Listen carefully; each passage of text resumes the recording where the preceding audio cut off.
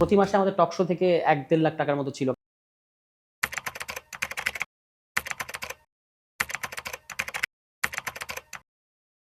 গত ১৬ ডিসেম্বরে আমরা ৭১-২৪ এইভাবে ফ্রেমিং করেছি এবং পরবর্তীতে এখন ৭১-৫২ আমরা পালন করলাম।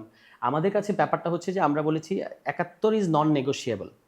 হ্যাঁ, ৭১কে আমরা কখনোই নেগোশিয়েট করব না। কিন্তু আমাদের সমালোচনাটা ৭২ সালের পর থেকে যে শাসন ব্যবস্থা সেটার থেকে শুরু হয়। কিন্তু মুক্তিযুদ্ধের আমরা গর্বিত উত্তরাধিকার।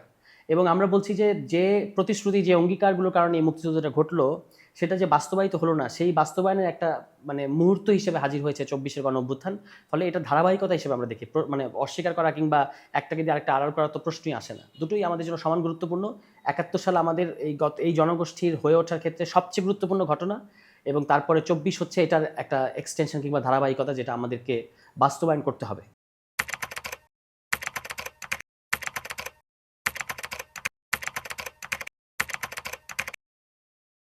এখানে কয়েকটা কথা। একটা কথা হচ্ছে যে এটা ঠিক যে আমরা জনগণের কাছে একবার পরীক্ষা দিয়েছি, জনগণের আমরা ভালোবাসা কিংবা স্নেহ ইত্যাদি পেয়েছি। এখন আমাদেরকে রাজনৈতিক দল হিসেবে আবার পরীক্ষা দিতে হবে। সেটা আমরা দিতে প্রস্তুত আছি।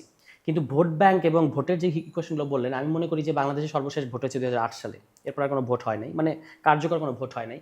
ফলে ভোটের ইকুয়েশন, ওই বাঁধা যে ভোট ব্যাংক প্রত্যেকটা দলে থাকে, এই হিসাবগুলো কিন্তু অনেক বদলে গেছে।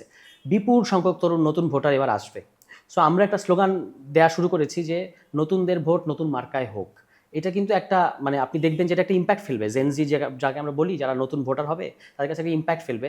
শ্রীলঙ্কার কথাটা আমরা বারবার বলি যে শ্রীলঙ্কায় কিন্তু একটা নতুন দল বড় দুই দলকে ছাপিয়ে চলে গেল সামনে, এবং কি হবে আমরা জানি না। দেখবেন আপনি তারেক রহমান কিন্তু বারবার বলেন, উনি কিন্তু বুঝতে পারেন আজটা যে এখনও কিছুই ডিসাইডেড না। আপনাদের নিজেদের কর্মীদেরকে আর কি বলেন যে আপনারা এখনও মাঠে শক্তিশালী অবস্থান নেন, কাজ করেন, ইত্যাদি ইত্যাদি করবেন না। এগুলো কিন্তু তিনি বলেন।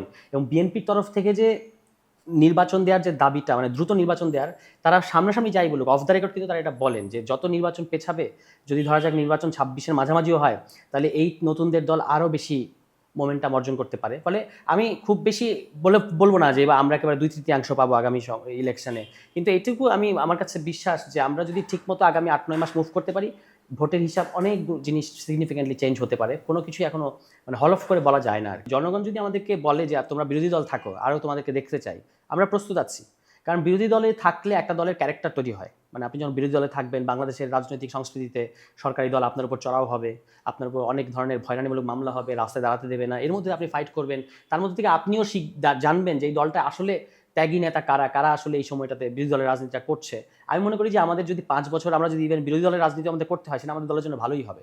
বিএনপির ব্যাপারটা যেমন দেখেন, বিএনপি কিন্তু আসলে জিয়াউর রহমানের সাথে এই দলটা শুরু হলো, এই দলটা বিকশিত হয়েছে কিন্তু পুরো সামরিক স্বৈরাচার বিরোধী আন্দোলনের মধ্য দিয়ে। ফলে সেটা আমাদের ক্ষেত্রে হতে পারে। কারণ আমরা যে ফ্যাসিবাদী ব্যবস্থার যে বিলোপের যে রাজনীতির কথা বলেছি, এই ব্যবস্থা তো বিলোপ হচ্ছে না। আমরা বিরোধী দলে থাকলে তো ওই রাজনীতিটা করব। তখন স্বাভাবিকভাবেই আপনি দেখবেন যে এখন যেমন সরকারের অনেক ব্যর্থতা আমাদেরকে না চাইলেও নিতে হচ্ছে, তখন পরিস্থিতিটা এরকম থাকবে না। আমরা তো আমাদের ফাইন্যান্সিয়াল পলিসি থাকবে একেবারে ওপেন, এবং আয় ব্যয়ের হিসাব কীভাবে কোত্থেকে কাদের সাথে টাকা নিচ্ছি, এগুলো সব আমরা করব, প্রকাশ করব।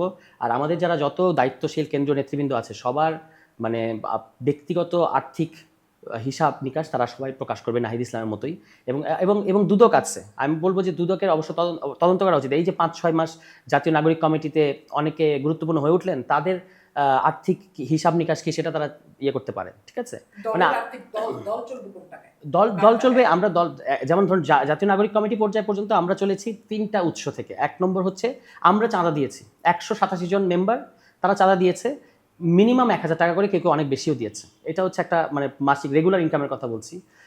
টকশো, প্রতি মাসে আমাদের টকশো থেকে ১-১.৫ লাখ টাকার মতো ছিল, কারণ আমরা প্রচুর টকশো করেছি এবং আমাদের একটা মিটিংয়ের রেজলিউশন ছিল যে আপনি টকশোতে যা টাকা পাবেন তার অর্ধেক সংগঠনকে দিতে হবে।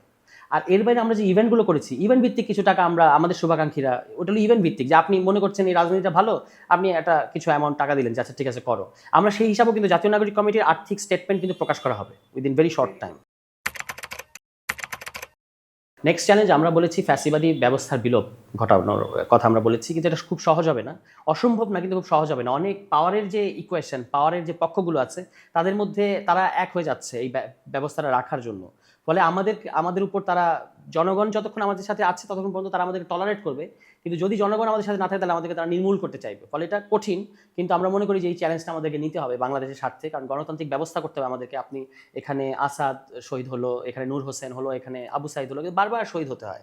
এক একটা হিস্টোরিক্যাল পিরিয়ড এক একটা নাম, 69 তো অনেক শহীদ আছে, 90 অনেক শহীদ আছে, কিন্তু নাম তো এক একটা নাম তো সিগনেচার হয়ে যায়। এবার যেমন আবু সাইদ, তো আমরা আর এরকম নাম চাই না যে এরকম আরো 5 বছর পরে গিয়ে একটা নাম থাকলো যে আমরা খুব তাকে নিয়ে খুব আহা হু করবো। আমরা এই জিনিসটা বন্ধ করতে চাই, এবং এরপরেও রাষ্ট্রের সমস্যা থাকবে, আপনি নিয়মতান্ত্রিক উপায়ে আন্দোলন করে সরকারকে বাধ্য করবেন। কিন্তু এখন যেমন আছে যে একটা সরকার এসে সে আর ক্ষমতা থেকে যেতে চায় না, নির্বাচন আর দিতে চায় না, এই ব্যবস্থাটা ঠিক করতে হবে, এবং স্বৈরতন্ত্রটা মানে যেটা সাংবিধানিকভাবে আছে এটাকে ঠিক করতে হবে। এইটা হচ্ছে আমাদের এখনকার সামনের প্রধান চ্যালেঞ্জ, যেটা আমাদেরকে করতে হবে। আপনারা দেখতে পাচ্ছেন যে ইন্ডিয়ার এখানে মানে কিভাবে তারা এই নতুন দলটাকে কালিমা লিপ্ত করা থেকে শুরু করে আমাদের বিরুদ্ধে প্রোপাগান্ডা থেকে শুরু করে সমস্ত কিছুই তারা করছে, এবং ভূরাজনীতিও প্রতি মুহূর্তে চেঞ্জ হচ্ছে। ইন দ্য মিন টাইম আমেরিকায় ট্রাম্প এসেছে, ফলে এটা কঠিন। কিন্তু যেটা একটা ব্যাপার যে আমেরিকা যখন স্যাংশন দেবে বলে এখানে একটা ইয়ে চলছিল, তখন কিন্তু স্যাংশনটা দেয় নাই শেষ পর্যন্ত আমেরিকা। তাতে করে কিন্তু বাংলাদেশের পরিবর্তনটা থেমে থাকে নাই। জানুয়ারি পর্যন্ত আন্দোলন, এক ধরনের আন্দোলন এসে থেমে গেল, এবং জুলাই মাসে আরেক ধরনের আন্দোলন আসলো, তাই না? এবং সেটা সম্পূর্ণ তো জনগণ করলো। তো আমি মনে করি যে জনগণ, যদি আমরা জনগণ ধারণাটাকে একত্রে রাখতে পারি এবং কনস্টিটিউট করতে পারি, জনগণের মধ্যে যদি বিভক্ত না করি আমরা, তাহলে আসলে কোনো মানে এই জনগোষ্ঠীকে আপনি তো একটা জনগোষ্ঠীকে বোমা মেরে উড়িয়ে দিতে পারবেন না। হ্যাঁ, সো এটা একটা আমাদের জন্য, এর বাইরে আমরা প্রত্যেকের সাথেই, প্রত্যেকটা গুরুত্বপূর্ণ বা পরাশক্তি দেশের সাথেই সুসম্পর্ক চাই। কারোর নতজানু মানে কারোর একেবারে দাস হয়ে যেতে চাই না আর কি।